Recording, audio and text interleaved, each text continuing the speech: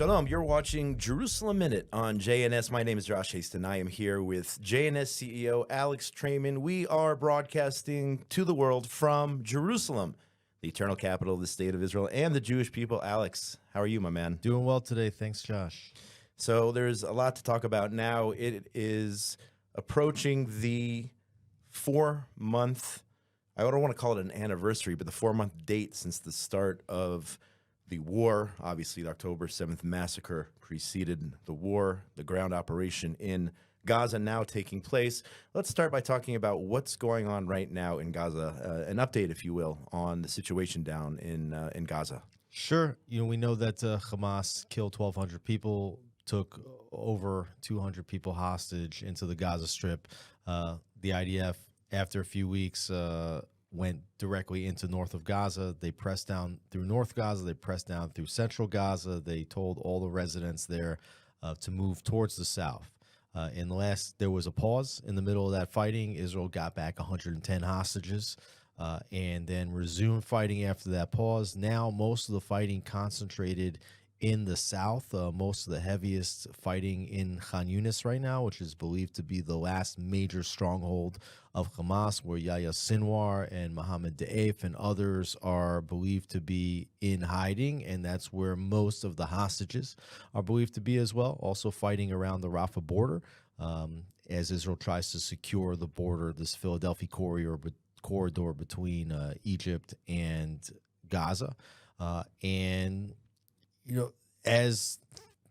As this battle presses on, it gets more difficult, right? And we've seen that the IDF's taken losses along the way. 230 soldiers or so have been killed so far since Israel launched its ground incursion. The international community has given Israel a lot of leeway to fight until this point, but we are getting the sense that that window of international patience, particularly that of the United States, is waning. So would you say, Alex, we are winning the war? Do you think Israel's winning the war? I mean, the hostages are still over 100 hostages still in Gaza. There's still thousands, perhaps, Hamas terrorists on the run, including their leadership, we have not caught just yet. Are we winning? Oh, I think absolutely. That the IDF's reported that they've killed over 9,000 Hamas operatives. And if you look at the way the war's gone on the Israeli side, you've had 200 or so soldiers that have been killed in battle, but also Israel's absorbed many injuries on our side, and you'd have to imagine that also on the Hamas side, that there's been many injuries which basically incapacitate the ability of Hamas to fight. So the IDF has done something that it's never done anywhere in any of the territories around it, really leveling and decimating much of Gaza, really destroying much of the army of Hamas, taking out many of the senior leaders of Hamas, and now circling in on the remaining senior leadership. I think we have to see what happens in the next few weeks, but the idea that Israel's not winning this war, I mean, Israel's winning this war, and they're winning it big. At the same time, you do have a lot of different rumors circulating in terms of ceasefire talks, perhaps another hostage exchange deal in the works, and these rumors have been going on now for probably several weeks. The last I heard was that the proposal that Israel put together, Hamas decided they're going to reject that proposal, but talks are still underway. You have Qatar involved, you have Egypt involved, the United States, of course, is involved. Secretary of State Blinken arriving today in Israel. What is your take on where we stand now in terms of a potential ceasefire? Also, is that a good idea or a bad idea for Israel? Sure. I mean, well, the first pause that we had in the fighting was almost 2 weeks worth of pause, and Israel was able to secure over 110 hostages in return. And looking back, that was a very good deal, because we got hostages back that otherwise, they would still probably be in Gaza, and the pause was temporary. As soon as that pause ended, Israel just went right back into fighting. And yes, their strategic position was slightly more difficult when they restarted, but they've seemed to have overcome any of those handicaps. Now, talks regarding a similar hostage prisoner swap that would include a pause, they're talking about pause of many, many weeks. And you start to hear from the United States and others that if there will be a pause, they want a pause to be so long that it will make it difficult for Israel to restart fighting afterwards, because if the international community gets, let's say, 6 weeks of quiet, they're not necessarily going to accept that Israel would then restart hostilities afterwards. So there's a few things that are going on here with pressure on Israel to get back hostages. First, of course, is the families of the hostages themselves. They're putting tremendous pressure on the government to do everything in their power to bring back the captives, even if it means that the other goals of the war are left aside. And if you're the families of hostages, I mean, that's your job. Your job is to lobby for the government to bring your loved ones home. And yet you see that from the very beginning of this war, a lot of this anti-Netanyahu and anti-judicial reform protest that we've had in Israel, certainly this past summer against the judicial reforms, but even for several years against Netanyahu during these extended election campaigns, and we've had 5 elections in 4 years here in Israel, they latched on to this hostage issue from the first minute. And you see that there's a lot of signage and billboards all over Israel calling to, quote, bring them home. And on the one hand, that makes a lot of sense. Bring them home, But when you understand that it's actually not the government that is printing these posters, but rather it's part of this very strong and well-funded anti-Netanyahu movement that's printing these signages and posters, they're not saying to Hamas, release the hostages. They're saying to the government, bring them home, making it that the number one war goal, as far as they're concerned, is to get the hostages back and not to make sure that Hamas can never commit an atrocity like October 7th again.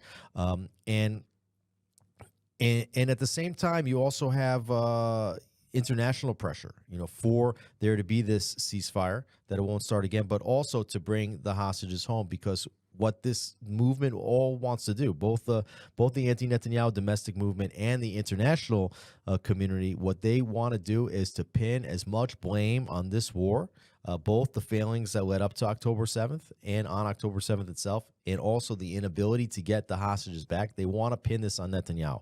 And everybody wants Netanyahu to be the fall guy for everything that's happened on October 7th and beyond.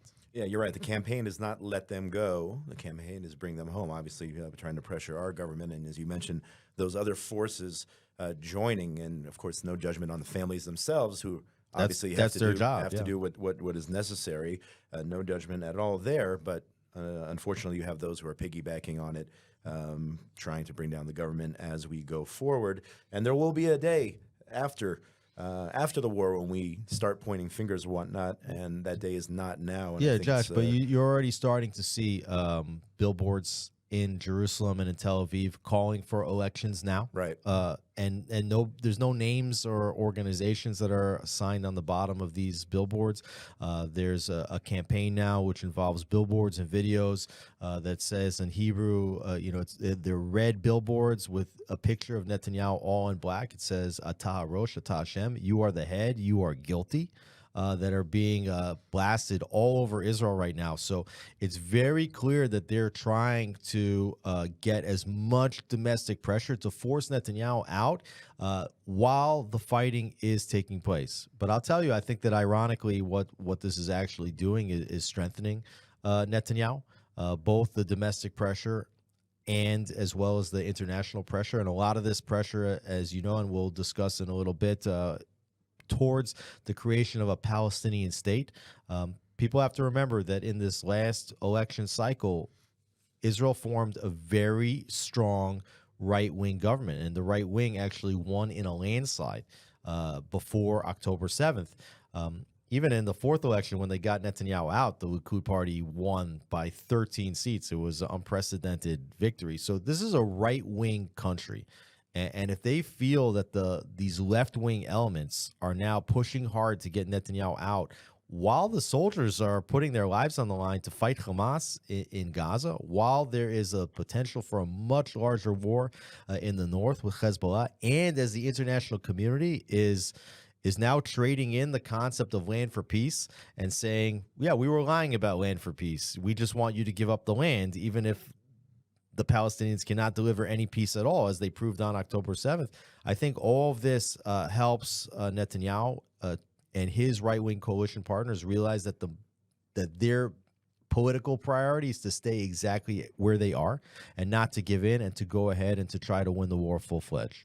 So let's talk about what you mentioned. You touched on the world community led by the Biden administration talking about a two-state solution. Just this past week, there were sanctions levied on 4 Jews, so-called settlers, by the U.S. government, essentially freezing their assets in the U.S., not letting them travel to the United States.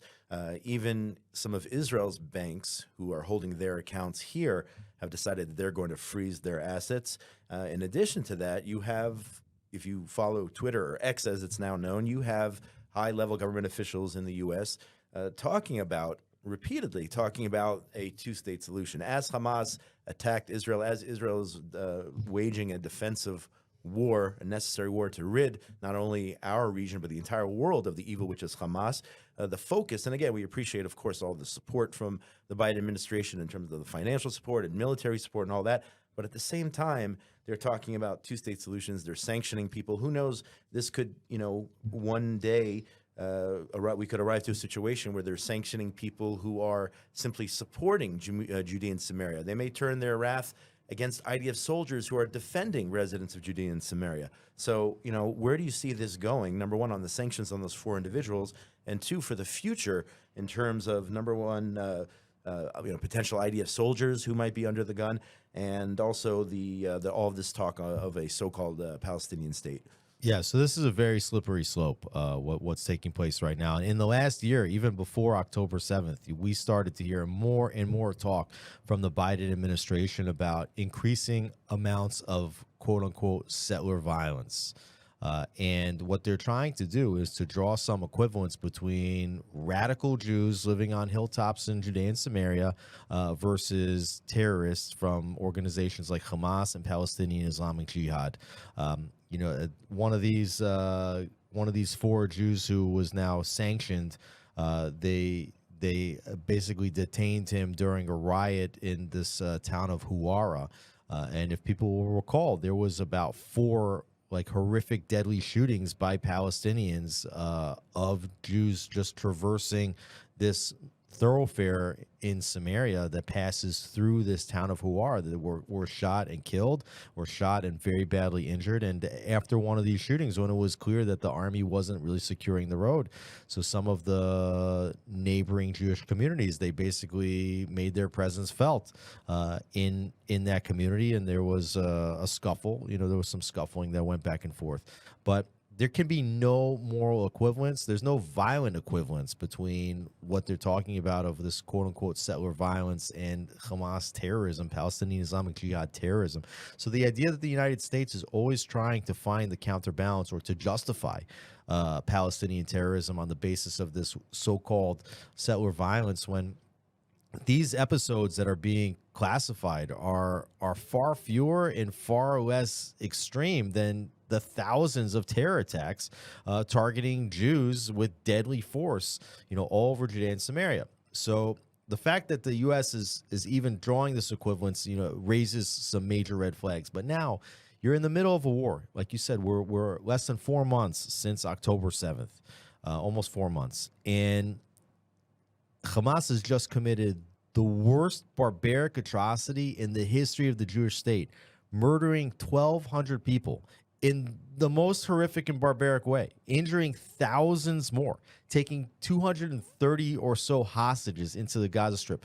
And now they're trying to say, well, these 4 guys, this guy maybe set a fire over here and he did that. And they're focusing their attention, their executive orders, on now sanctioning Jews living in Judea and Samaria after this is what happened. That is it's a very, very dangerous move that the United States has taken. And like you said, it can lead to the slippery slope where they can start to go after people financing the buildings of homes or yeshivas or other things in Judea and Samaria. They could start sanctioning IDF soldiers that potentially arrested some terrorists in Judea and Samaria.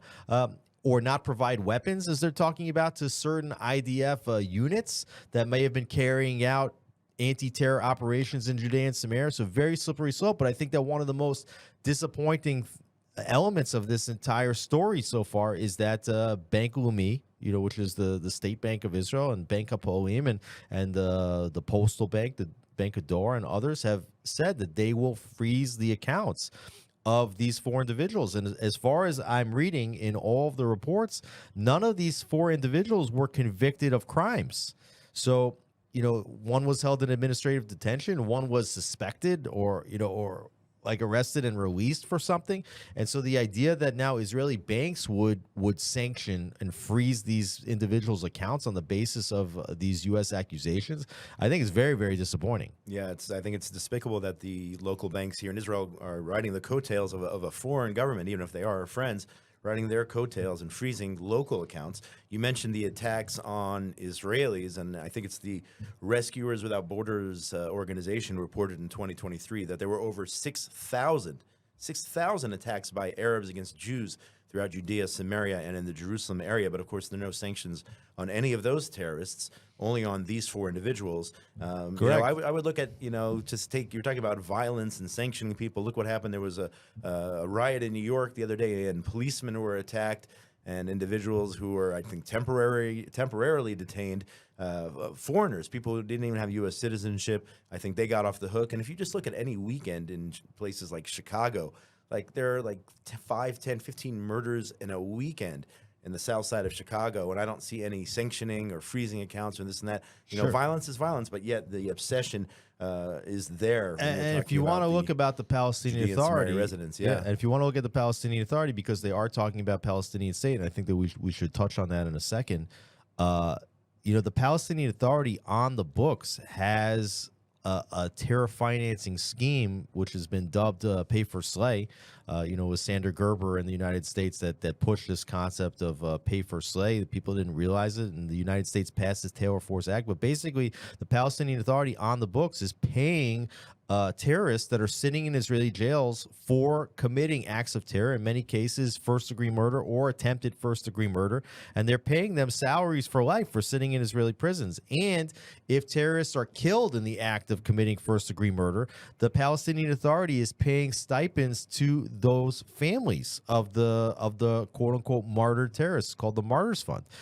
And the U.S. Congress passed the Taylor Force Act to basically say you cannot send money to the Palestinian Authority as long as these terror payments are on the books. So the Palestinian Authority is literally financing terrorism against Jews, in addition to all the incitement that's on the televisions and the textbooks and the public speeches and naming public squares after terrorists inside Judea and Samaria.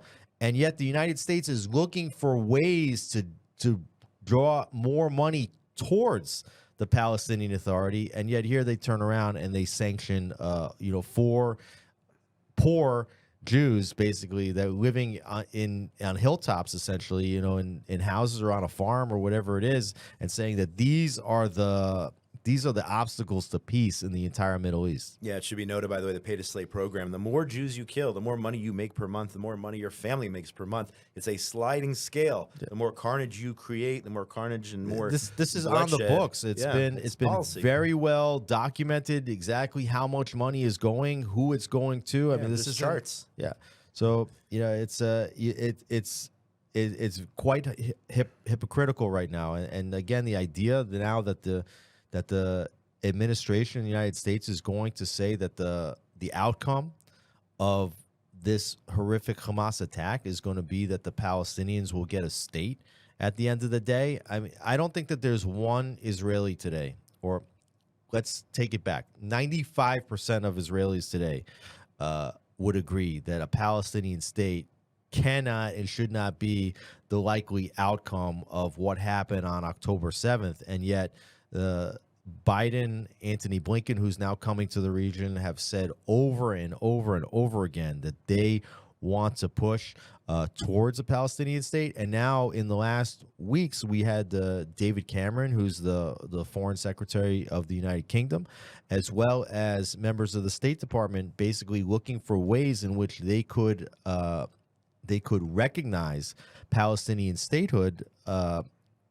even if the Palestinians don't make any commitments whatsoever towards peace. And without Israel's consent, even. Exactly. Just do it. Yeah, exactly. So this is it's a very, very dangerous situation diplomatically that Israel's in right now. Yeah, I think the sovereignty movement released statistics about a week ago or so. I think it was about 8 out of 10 Israelis, around 80% on the books there, and in their study said that they were opposed to a PA state, especially now in lieu of the October 7th massacre. You talked about funding the Palestinian Authority. You also have the issue of funding UNRWA, the UN Relief Workers work agency, which is essentially has been for 76 years supposed to be helping so-called refugees from the War of Independence, the Israel's War of Independence in 1948. Yet UNRWA has been holding Arabs as pawns on the front lines against Israel for 76. I don't think they've resettled even one so-called refugee. You have governments now who are waking up to the fact that UNRWA is bad news with proof that some of the UNRWA representatives either directly were involved in the October 7th massacre or supported the October 7th massacre. So you have countries who are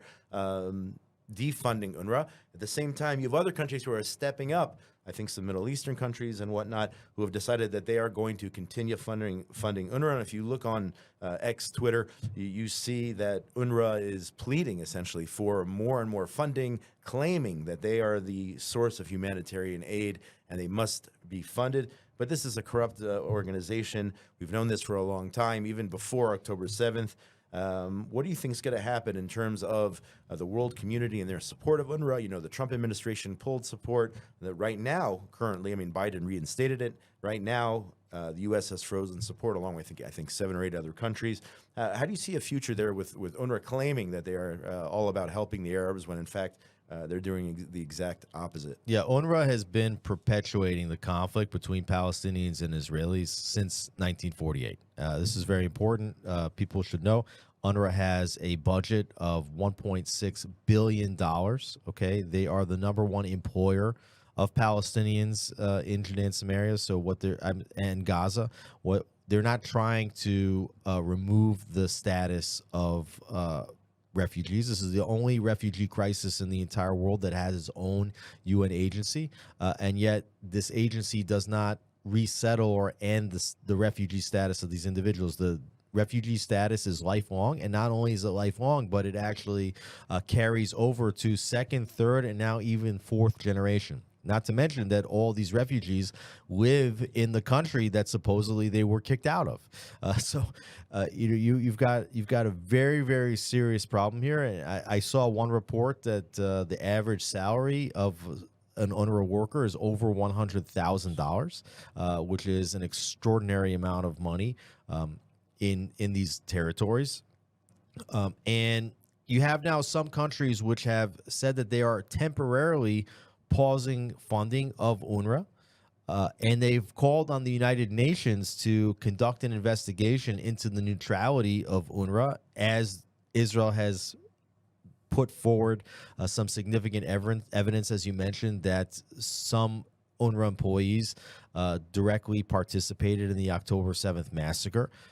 But it's not clear that that funding or that defunding of UNRWA by these nations will be permanent. And if you look at who was put on the committee to investigate the UNRWA's participation in October 7th attack, you have 3 noted anti-Israel adjudicators that are essentially doing that investigation. So I don't think that we should count on UNRWA being defunded long term. And even if UNRWA somehow does get defunded long term, that doesn't mean that funding is not going to be funneled into Palestinian territories and into Gaza. I think we can be certain that in the months and years ahead, the amount of funding that's going to pour into Gaza is going to be unprecedented compared to what the incredible amounts of funding that have been poured into Gaza and elsewhere before October 7th. Let's, I agree with you, absolutely. Yeah, let's look to the region a little bit, starting by focusing on northern Israel right now. We have the war in the south. Northern Israel is heating up. Just the other day, I think there were several dozen rockets fired by Hezbollah or other terrorist groups from Lebanon into northern Israel. Israel responding with artillery and targeting specific sites. I know a bunch of Hezbollah terrorists have been killed. Where are we now in terms of the situation in the north? And I want to talk about the greater Middle East as well. Well, the situation in the north has been tense since October 8th, and there's been almost nonstop firing by Hezbollah in southern Lebanon and Israeli positions, both civilian and military. They've hit several military lookouts that the IDF uses as bases of operations to monitor what's going on inside Lebanon. There's been hundreds of cross-border attacks, firing of anti-tank guided missiles, drones, other types of mortars being fired across the border. And the Israeli Air Force has been extremely active, also hitting back at positions nonstop. And you have yesterday, or earlier this week, you had Amos Hasten, who's the U.S. Special Envoy, envoy of the Biden administration. He was the one who negotiated Israel's transfer of a large natural gas reserves to Lebanon when Yair Lapid was prime minister for just a few months, and that they transferred this over. And Israelis were told at the time that this was going to avoid a major war between Israel and Hezbollah.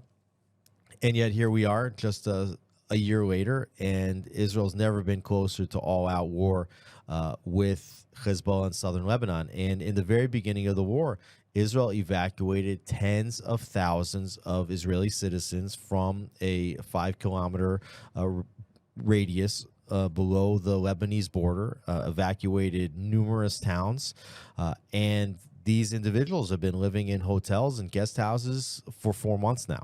And the question is, how can you possibly return them to their homes if the threat of war remains? And so the Israeli military, Defense Minister Gallant and others have been paying lip service to the diplomacy that Hasten and Blinken now are trying to carry out, which would essentially enforce UN Resolution 1701, which is supposed to make southern Lebanon a demilitarized zone.